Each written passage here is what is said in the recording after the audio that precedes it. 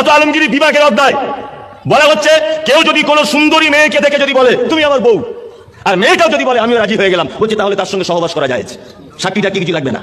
কয়েকদিন আগে সোশ্যাল মিডিয়াতে পুরো তোলপাড়, মানে হানাফি মাযহাবের মানুষদেরকে বদনাম করার জন্য একটি ফতোয়া দেওয়া হচ্ছে, আল ফাতাওয়াল হিন্দিয়া, যেটাকে ফাতাওয়া আলমগিরিয়া বলা হয়। হুজুর আওরঙ্গজেব বাদশাহ রহমতুল্লাহ আলাইহি ওনার যুগে প্রায় অধিক উলামায়ে কেরাম, 300 অধিক উলামায়ে কেরামের উপস্থিতিতে মুহাক্কিকিন, মুহাদ্দিসিন, মুফাসসিরিন, মুদাক্কিকিন, বড় বড় উলামায়ে কেরামের উপস্থিতিতে কোরআন হাদিসকে সামনে রেখেই কিতাবটি লেখা হয়েছে। কিতাবটির নাম কি? ফাতাওয়া আলমগিরি।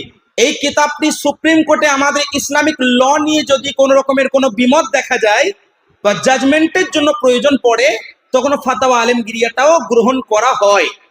এই ফাতাওয়া আলমগিরিয়াটাকে অপব্যাখ্যা করছে এক বক্তা, যার নাম হচ্ছে মুমতাজুল ইসলাম। কি নাম? মুমতাজুল ইসলাম। এই সমস্ত মানুষরা দেখবেন সোশ্যাল মিডিয়াতে এমন ভাবে তারা অপপ্রচার করছে। আপনারা সবাই হানাফি তো? আমরা আলহামদুলিল্লাহ হানাফি মাসলাকে আলা হযরতের মান্যকারী, আমরা সুন্নি মুসলমান, এটা মাথায় রাখবেন। হানাফি মাযহাবকে বদনাম করার জন্য বলছে।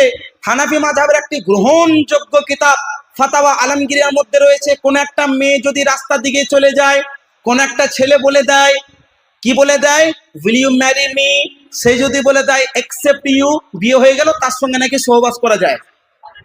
বলুন নাউজুবিল্লাহ মিন যালিক। এটা কে বলছে? একজন বক্তা, মুমতাজুল ইসলাম, আহলে হাদিসের বক্তা। এখানে যুবক ভাইরা তারা শুনেছেন, ফেসবুক খুললে পেয়ে যাবেন, ইউটিউবে হয়তো দেখেছেন। যারা দেখছেন ভাই, তারা তো দেখলেন না যে ফাতাওয়া আলমগিরি আছে কি, তারা তো দেখলেন না ফাতাওয়া আলমগিরি আদৌ কি মশলাটা আছে, বা আছে তা কিভাবে আছে, কেউ দেখলেন না। ওই বক্তা বুঝলেন একটা বাংলা ফাতাওয়া আলমগিরিয়া নিয়ে তারা দেখাচ্ছে, যে তাও দেখায় না ভিডিওতে, যদি পরবর্তীতে দেখায় তো বাংলায় দেখাবে, কারণ আরবি পড়ার যোগ্যতা নেই। এটা আমি অহংকারের কথা বলছি না, আমার সামনে একটা লাইন নারা আরবি, যেখানে কোনো জাবাজদের পেশ থাকবে না, নারা আরবি একটা লাইন, নাহু, সারফ, বালাগাত, সমস্ত উসুল সামনে রেখে যদি একটা লাইন পড়ে দেয়, আমি বলে দিলাম পারবে না, আমার সামনে জীবনে পড়তে পারবে। আমি তো দূরে থাক, আমাদের ছাত্রদের সামনে পারবে না।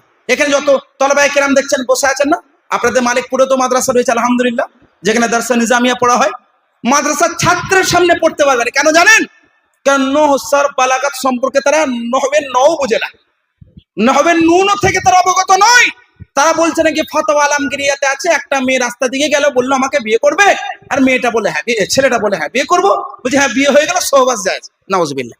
এইভাবে বললে হানাফি মাযহাবটাকে মানুষ ভালো চোখে দেখবে না খারাপ চোখে? খারাপ চোখে। সে তো দেখলো না কি আছে, অ্যাকচুয়ালি এক্সাক্ট কি আছে ফাতাওয়া আলমগিরিয়া জানেন? এটা বোঝার জন্য আপনাকে আগে 2-4টি কথা শুনতে হবে। বিবাহের জন্য ইসলাম ধর্মের সব থেকে সহজ, সব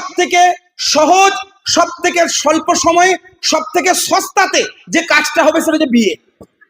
আর সব থেকে কঠিন, সব থেকে জটিল, সব থেকে আপনারা বলতে পারেন খরচার জায়গা আমরা বিবাহতে করি। বিবাহের জন্য মৌলিকভাবে মাত্র 2টি জিনিসের দরকার। কয়টি? মৌলিকভাবে 2টি জিনিসের দরকার বললাম, মৌলিকভাবে। সেটা কি? 2 জন মুসলমান বুদ্ধিমান প্রাপ্তবয়স্ক সাক্ষী থাকবে। 2 জন পুরুষ যদি না হয়, ওই শর্ত সাপেক্ষে 1 জন পুরুষ বা 2 জন মহিলা থাকলেও হবে, শর্ত সাপেক্ষে তারা থাকলো। আর ছেলে বা মেয়ের পক্ষ থেকে 1 জন প্রস্তাব দিল বিয়ের, আর আরেকজন কবুল করলো। এটা হচ্ছে একটা জিনিস মৌলিক। আর 2 নম্বর হচ্ছে একটা মোহরকে নির্ধারণ করবে। এটা শর্ত, এটা রুকুনের মধ্যে পড়ে না, শর্তের মধ্যে পড়ে। এগুলো রুকুন শর্ত আলাদা বিষয়, আমি যেটা বুঝাচ্ছিলাম মৌলিকভাবে এটা লাগবে। সেটা কি? ইজাব ও কবুল 2 জন সাক্ষীর সামনে। এটা হচ্ছে বিয়ের আসল রূপ। এইভাবে বিবাহ হয়। হুজুর মনোসাধ্যের দরকার নাই। হ্যাঁ, বিবাহে যদি বরকত নিতে চান, বিবাহের মধ্যে যদি সুন্নাতে রসুলের ছায়া নিতে চান, তাহলে উলামায়ে কেরামের দরকার। বুঝতে পারছেন না? বিবাহে উলামায়ে কেরামের দরকার, সুন্নতে নববী সাল্লাল্লাহু আলাইহি ওয়াসাল্লাম মোতাবেক বিবাহ করানোর জন্য, বরকত নেওয়ার জন্য। বুঝতে পারছেন না? কিন্তু মৌলিকভাবে বিবাহের জন্য এইটা হলে বিবাহ হয়ে যাবে। কি? ইজাব ও কবুল এবং 2 জন সাক্ষী, আর শর্ত হলো মোহর। বুঝে নিয়েছেন?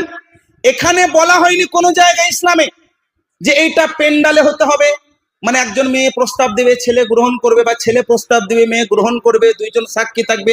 এটা প্যান্ডেলে হতে হবে, স্টেজে হতে হবে, মসজিদে হতে হবে, ঘরে হতে হবে, এমন কোনো বিষয় নেই। রাস্তাতেও হতে পারে, রাস্তার এক সাইডেও হতে পারে, রাস্তার পাশেও হতে পারে। তো ফাতাওয়া আলমগিরিয়াতে কি আছে জানেন? আমি মুমতাজুল ইসলামের কানটা ধরে বলবো, ভাই শোনো। বলবো হুজুর কান ধরার কথা কেন বললেন? আমি কেন বলছি শোনেন। তার কারণ হচ্ছে সে কান তার ধরুক এরকম কাজ করেছে। কি কাজ? অপব্যাখ্যা করেছে। ফাতাওয়া আলমগিরিয়ার মধ্যে এইরকম আছে, কোন একজন পুরুষ দুইজন সাক্ষীর সামনে কোন একটা মেয়েকে, সে যদি রাস্তা দিকেও যায়, সে মেয়েকে যদি প্রস্তাব দেওয়া হয় আর মেয়ে যদি শর্ত সাপেক্ষে কবুল করে বা গ্রহণ করে, তো বিবাহ হয়ে যাবে। কেন?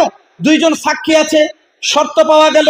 একজন পুরুষ বলল, একটা হয় আসল মশলা, একটা হয় উৎসাহিত করা, ওটা পালন করার জন্য। এটা হচ্ছে আসল মশলা বয়ন করা হচ্ছে, এটা করার কথা বলা হয়নি। মানে এটা যদি কেউ করে নেয় তো বিবাহ হবে কি হবে না, এটা হচ্ছে মাসআলা। কিন্তু এইটাকে এমন অপব্যাখ্যা করে ছড়াচ্ছে যে বুঝতে পারলেন হানাফি মাযহাবকে বদনাম করা হচ্ছে। তো আসল মশলা কি আছে? একজন যদি প্রাপ্ত, তাও আবার মহিলাটাকে প্রাপ্ত বয়স্ক হতে হবে। কেন? সে যদি নাবালিকা হয়, সাবালিকা না হয়, তো ওলির দরকার, ইজাজত, গার্জেনের ইজাজত রাখবে। তো নাবালিকা হলে হবে না, সাবালিকা হতে হবে। সে যদি রাস্তা দিকেও যায় আর মনে করুন দুইজন শর্ত সাপেক্ষে যদি অনুমতি চাওয়া হয়, সে যদি অনুমতি দেয়, বিবাহ যদি পড়ানো হয়, মানে কবুল করা হয়, তো বিবাহ হবে না হবে না? এটা করতে বলা হচ্ছে না, মানে হবে না হবে না, হয়ে যাবে। তো এই মশলাটা কিভাবে ঘুরিয়ে, কান ধরে এদিক ঘুরিয়ে ঘাড়িয়ে কিভাবে বদনাম করলো দেখতে পাচ্ছেন? তো এই সমস্ত আহলে হাদিস ফেরকাটা মিথ্যার উপরে দাঁড়িয়ে আছে। এরা মিথ্যা কথা না বললে এদের ফেরকাটা চলবেই না।